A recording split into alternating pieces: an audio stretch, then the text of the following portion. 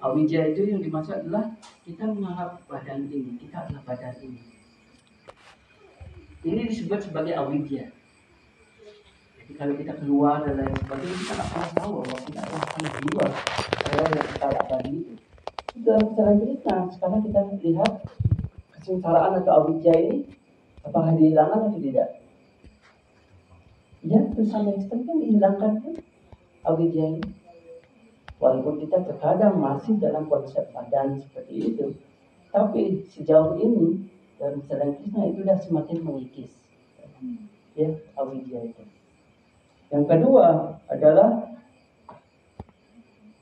atmika, the false ego.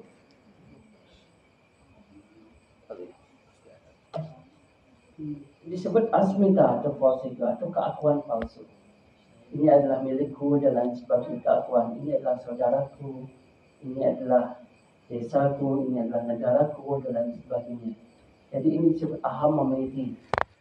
Jadi ini keakuan palsu ini sudah menipis dalam melakukan sadhana Krishna. Itu dalam sastra seperti itu, karena kita membaca kitab suci, karena pergaulan dari para sadhu seperti itu. Semua ini kesengsaraan ini yang disebabkan oleh aham mameti ini semakin menipis. Karena itu kita bilang bahwa umumnya kalau anak kita disakiti, kita merasa bahwa itu sakit luar biasa kan. Istri kita disakiti, kita begitu merasa sakit. Dan awidya juga, kebodohan kita. Kemarin saya bilang bahwa gimana ada seorang tua sekali ketika dia di hutan seperti itu, kayu bakarnya itu jatuh, yang dia teriak, oh Krishna, tolong Krishna, tolong Krishna. Dan dia yang dia minta apa? Tolong angkatkan kayu ini di atas kepala saya lagi. Ini masalahnya udah jatuh.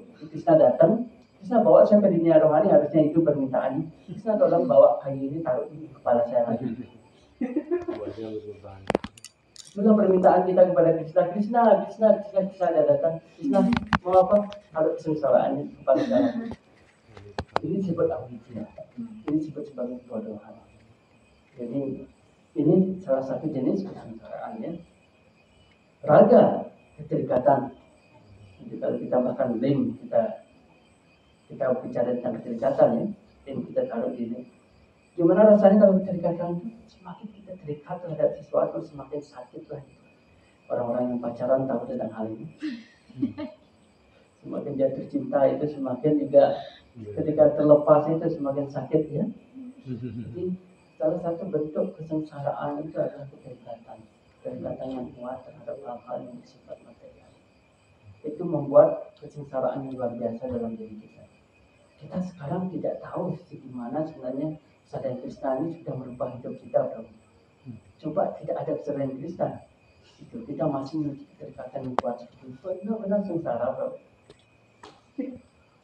Pembicaraan seperti di alumni itu kemarin saya sempat lihat di WA. Bicaraan di alumni itu semua tentang kesengsaraan. Saya kayak gini, dan sebagainya. Dan mostly kebanyakan karena awidya dan asmita ini. Dan yang ketiga raga. Dan dvesa, ini apa dvesa disebutkan? Rasa iri hati yaitu rasa benci. Ini menyebabkan kesengsaraan. Bagaimana rasa benci itu hilang kalau dalam ajaran Krishna? Kita mengetahui bahwa semua ini karma. Ya, dari pengetahuan ini. Itu kenapa disebutkan sadhu-sangha.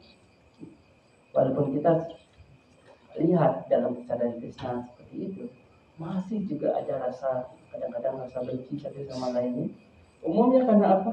Dia tidak melakukan sadhu-sangha yang baik. Dia berkumpul, dia nggak bersadhu-sangha. Sadhu-sangha itu artinya apa? Mendengar tentang Krishna dan berbicara tentang Krishna, mendiskusikan tentang Krishna. Itu disebut sebagai sadhu-sangha. Kadang-kadang kita sebut itu sadhu-sangha, kita ngapain kan deh? Kita makan, kita lakukan apa? Oh inilah sadhu-sangha yang kita kumpul. Nah seperti itu kita membicarakan tentang Krishna. Itu disebut sadhu-sangha.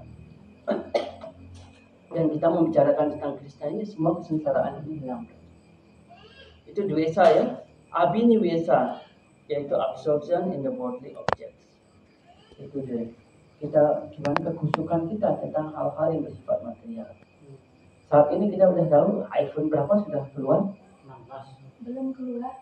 Septembernya kemarin 16. Dia nggak tahu bagaimana di luar itu. Kesukaannya tentang hal itu, dia harus up to date dengan 16, iPhone 16 dan lain sebagainya. Dia harus ngantri. Kita termasuk walaupun kita mengikuti sedikit seperti itu, kita nggak terlalu ke arah sana.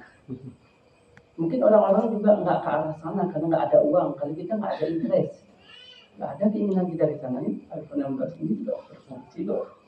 Kalau ada yang donasi boleh juga, nggak apa-apa. Tapi kita nggak mengharapkan hal itu.